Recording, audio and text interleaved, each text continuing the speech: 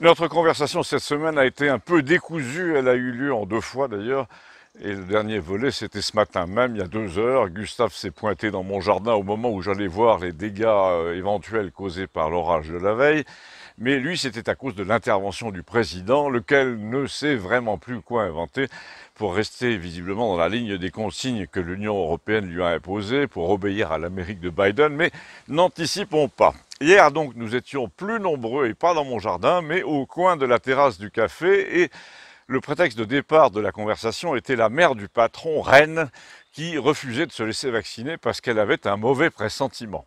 Elle disait, ça va être dur de m'obliger à présenter un papier à mon fils pour aller déjeuner dans la salle du restaurant que j'ai créé avec mon mari en 1950. À quoi l'abonné au Monde a cru bon de répondre, mais la règle est la règle pour tous, et s'ils prennent la décision de vous y obliger, vous vous y conformerez, vous allez voir. Et toi, tu vas voir que non, a-t-elle dit, et elle a ajouté, mais qu'il est con, mon Dieu, etc. Alors là, nous avons mesuré toute la difficulté qu'il y a pour un gouvernement à faire respecter des règles absurdes par ce genre de gens, par une population souvent âgée qui a connu des centaines d'épreuves réelles, comme des bombardements ou des fusillades d'otages, et qui dit vous ne me faites pas peur, vous venez me mettre les menottes et si vous osez. Et j'ai ajouté qu'en tant que romancier, je tenais absolument à attendre le moment où la milice allait débarquer chez moi, la seringue à la main, pour pouvoir le raconter dans un livre. Et pour cette satisfaction de témoin de son temps, j'étais prêt à vivre quelques semaines en proscrit en allant acheter mes légumes à la sauvette. Mais la vraie discussion a commencé quand Gustave m'a demandé alors c'était comment ce mariage? Parce que figurez-vous, la question avait un rapport que lui-même ne soupçonnait pas avec ce dont nous parlions, avec les règles que l'on prétend imposer à la population, avec la légitimité des mesures coercitives, avec leur fondement scientifique, avec l'hypocrisie des élites qui ne font jamais ce qu'elles imposent aux autres parce qu'elles savent que ça sert à rien. Vous allez comprendre pourquoi quand je vous aurais dit que les mariés de cette cérémonie à laquelle j'ai assisté à 100 km de Campagnole étaient tous deux médecins en fin d'études, catholiques, entourés fatalement de jeunes médecins du même âge et de la même obédience, une trentaine qui avaient traversé la France. Leurs parents étaient souvent médecins eux-mêmes. Donc la question comment c'était ce mariage comportait surtout de la part de Gustave 2 ou 3 sous-entendus relatifs à la situation sanitaire qu'il appelait bidonnage total parce que lui ne croit plus depuis longtemps qu'il s'agisse de limiter le nombre de morts, qui est déjà très limité, il dit qu'il y a forcément autre chose. Déjà, son ironie provenait du statut social des familles du mariage. C'était un mariage de la haute, comme on dit, dans un château assez austère, et rien ne se passait à l'intérieur. Pas pour des raisons sanitaires, pas parce qu'on craignait un cluster, mais parce qu'il faisait chaud tout simplement. Les cigales ont accompagné le balai des employés du traiteur tout l'après-midi, des tables avaient été disposées sur les terrasses autrefois plantées de vignes, tout ça pendant que nous étions à la messe, et la messe où l'on pouvait regarder le visage de ses voisins vous laissait tout le loisir de situer l'assemblée sur l'échelle sociale. On peut dire que c'était le premier barreau de l'échelle, le plus haut, parce qu'en effet, on voyait bien les visages, il n'y avait aucun masque, pas non plus le moindre vide entre les sièges. Vous aviez là un vieux militaire, proche des dissidents signataires de la fameuse lettre, et qui disait Lecointre, je le connais bien, c'est un pauvre type, et un autre militaire, un jeune, celui-là qui rentrait du Tchad, et qui disait de toute façon, on n'a plus de pièces pour les véhicules, et les Américains se foutent de nous sur place. Il y avait également un grand-père, issu des écoles de commerce, qui connaissait Cyrano de Bergerac, et là Gustave m'a demandé de préciser qu'il le connaissait par cœur, parce qu'il y a des gens qui vont penser que c'était un camarade de promo. Il y avait un haut, mais alors un très haut fonctionnaire aussi, que nous nommerons Claude, qui travaillait pour la présidence, et qui devait rentrer à Paris à toute allure pour préparer le 14 juillet, tout comme d'ailleurs le père de la mariée, un haut fonctionnaire d'un moindre niveau, mais à peine. Et cet homme, notre hôte, là, qui avait mené sa fille à l'hôtel, disait de son collègue la présence de Claude dans ses murs terrifie littéralement le maire du village socialiste, ça lui fera les pieds, il y a des gens de la DGSI partout dans les buissons, il va me traiter autrement désormais. Il y avait également parmi nous un membre du Conseil d'État, un conseiller à la Cour des comptes, un financier anglais, un couturier de haut vol, des cousines et des nièces avec des jolis noms qui avaient répété les chœurs, et je le répète, sans aucune précaution sanitaire particulière.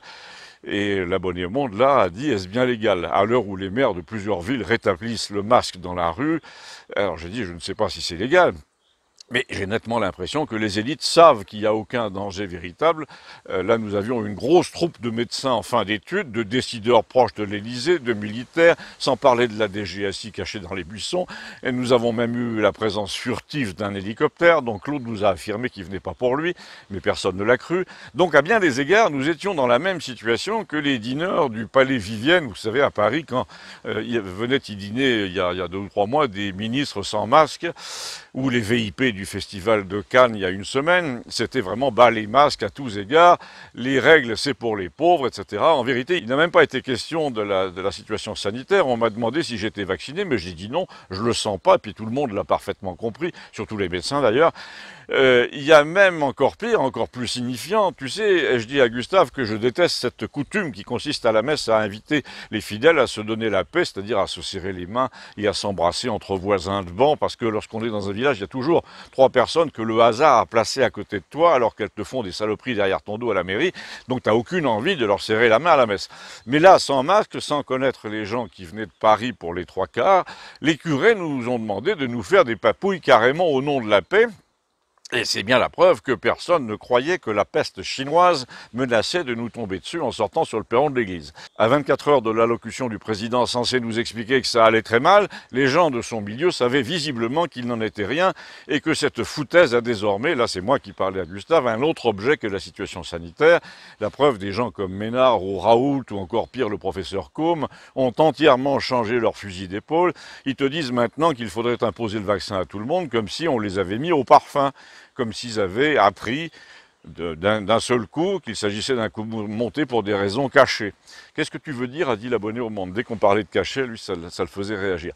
Je veux dire qu'à part les moutons de ton espèce qui disent oui à tout sans qu'on leur explique, les gros agents d'influence dans l'opinion viennent de tourner Kazakh à propos du vaccin de manière si brutale, si inattendue, qu'ils savent quelque chose que nous ne savons pas, ou alors ils ont été menacés directement, c'est possible. Il parle ce soir, a dit Gustave, on va voir ce qu'il va dire. Qui? Macron, voyons. Et j'ai répondu, il va dire le contraire du réel, parce que ça nous avons l'habitude, il va dire le contraire de ce qu'il va faire afin de nous dire, quand il l'aura fait, j'ai jamais dit ça. Ensuite, il y a eu un flottement, parce que notre Italien Giuseppe, le type né à Naples, qui a été malade cet hiver et qui va mieux, s'est pointé juste à temps pour recueillir des compliments après la finale de la Coupe d'Europe, compliments qu'il a accueillis de très bonne grâce et qui lui ont inspiré une réflexion approuvée par Léon. C'est que la raison pour laquelle les Italiens, nous a-t-il dit, gagnent même quand le sort du match est plus ou moins tiré à pile ou face, comme là, la vraie raison est qu'ils sont une famille et que les 3 quarts du pays se sont arrêtés ce soir-là dans un vœu commun, une prière pendant les tirs au but. Les gens portaient littéralement leur équipe par la pensée et ça a marché. Et Léon a dit, c'est vrai que la ferveur pratiquement religieuse peut décider du sort d'un match comme ça à distance. Et il a ajouté, l'Angleterre en ce moment est horriblement divisée par ces histoires de vaccins, et ben c'est leur punition. Et là, c'était reparti de plus belle à propos du vaccin, puisque tout indique malheureusement que les vaccinés chopent le truc pratiquement comme les autres, au début en petit nombre, là de plus en plus souvent. On nous dit oui, mais c'est une forme moins grave, en fait pas du tout, il y en a qui en meurent aussi. On ne sait pas à quoi c'est dû, mais toujours est-il que l'Angleterre commence à revenir à sa conviction initiale, à savoir l'immunité par circulation. Du coup, ils ont tout rouvert, ou ils vont le faire là la semaine prochaine. Et là, c'est donc après l'allocution présidentielle, le lendemain de la fameuse déclaration de guerre contre la moitié du peuple français, que Gustave s'est pointé dans mon jardin à 8 heures ce matin pour me demander « Non mais t'as entendu ce qu'il a dit hier ?» Alors, il y avait Christiane avec nous, la doctoresse psychiatre, qui partait pour Montpellier dans sa voiture et qui a coupé le moteur devant les bennes à ordures jaunes et vertes, le temps de bavarder un peu. Et j'ai commencé par rappeler que l'Angleterre avait tout arrêté, toute mesure coercitive, au moment même où notre président, décidément bien perso, décidait, lui, de contraindre tout le monde à se faire vacciner, et d'abord les soignants, sous peine de sanctions. Et naturellement, l'avis de Christiane nous importait un peu, d'abord comme médecin, ensuite comme psychiatre. Et elle a dit, Léon affirme depuis des mois qu'il est capable, ce Macron, de se rendre impopulaire exprès pour passer pour un héros, pour un visionnaire, pour un type qui a eu raison trop tôt. Mais moi je dirais que sa vocation c'est plutôt d'avoir tort plus longtemps que les autres. Il fait exprès de prendre des mesures incompréhensibles pour se faire passer pour un incompris. Or, il va de soi que les médecins et les soignants qui ne sont pas vaccinés n'ont aucune envie de se coucher devant ce type, alors ils vont probablement préféré mettre par terre l'hôpital tout entier en se mettant en grève, grève qui va être déclarée illégale puisque ce sont des soignants. Ensuite, ils vont faire la grève du zèle, ce qui est pareil. Ensuite, les employés de tous les secteurs de l'économie vont les soutenir. On est parti pour une lutte à mort contre lui, contre sa personne, contre Macron, soignant ou civil, si j'ose dire. Maintenant, le but, c'est d'obtenir la chute de Néron. Tu vois ça comment, donc, comme psychiatre? Elle a répondu, il est évident que son but est de faire passer pour des fous criminels ceux qui ne sont pas de son avis, mais ça peut très bien se retourner contre lui. Désormais, c'est lui qu'on voit comme ça, et d'ailleurs, contre les vaccinés aussi, eux-mêmes, puisque c'est eux qui décident pour les autres, qui savent mieux que les autres, etc. Ce sont les élites, quoi. Il suffit que les nouvelles se précisent dans l'autre sens, effet secondaire imprévu, apparemment les craintes des gens ne sortent pas de rien, ce ne sont pas des superstitions, les soignants ont vu trop de choses sur le terrain, on leur a raconté trop de choses qui circulent dans le milieu, en plus ils détestent les grands patrons qu'on voit à la télé et qui laissent fermer des lits sans rien dire, donc le moment de la vengeance a sonné pour le petit personnel de la santé en France. Il va de soi que si les soignants arrivent à leur fin, la population générale sait très bien qu'elle en bénéficierait dans la foulée. S'il gagne, elle ne devra pas montrer de passe pour prendre le train, par exemple, et donc elle va tout faire pour soutenir leur mouvement.